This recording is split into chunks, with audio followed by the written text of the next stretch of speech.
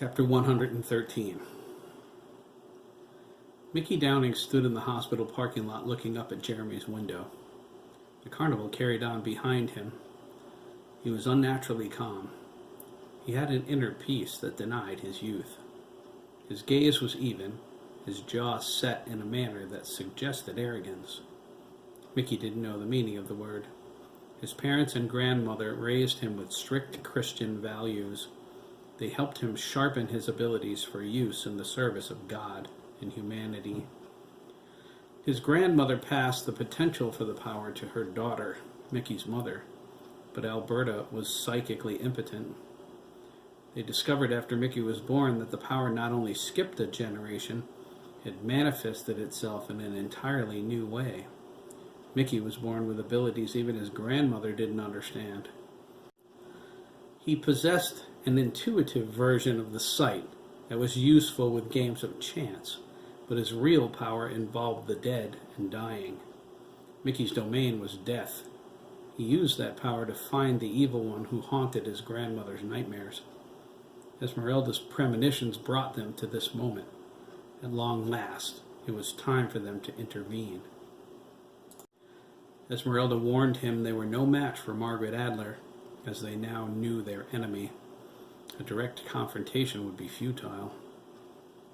Esmeralda's power had faded with age. McKee, at the present moment, lacked any offensive abilities capable of doing battle with the Hill Witch. He possessed psychic defenses, but to overcome Adler, he needed to be able to fight her. As his powers matured, Esmeralda theorized he would develop them, or some type of psychic talents, and then he could destroy her. But they didn't have the time to wait. They were lucky the other night. Their bluff caught the Hill Witch off guard. She couldn't attack them without risk of exposure or defeat at Esmeralda's hands.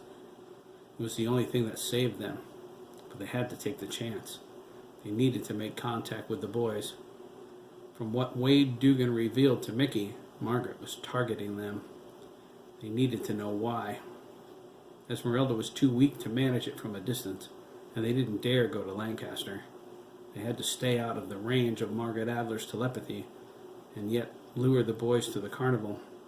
The poster at the market left by ordinary carnies served that purpose well.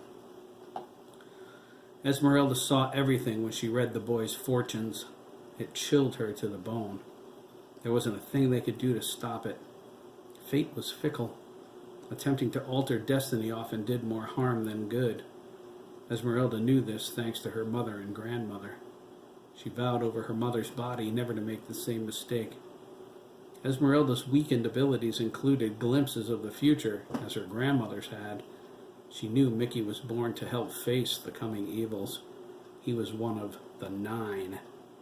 The Hill Witch was the first foe. They had to stop her. She could not be allowed to claim Jeremy McKee. McKee lowered his head, prayed for guidance, and stepped into Johnson Memorial Hospital.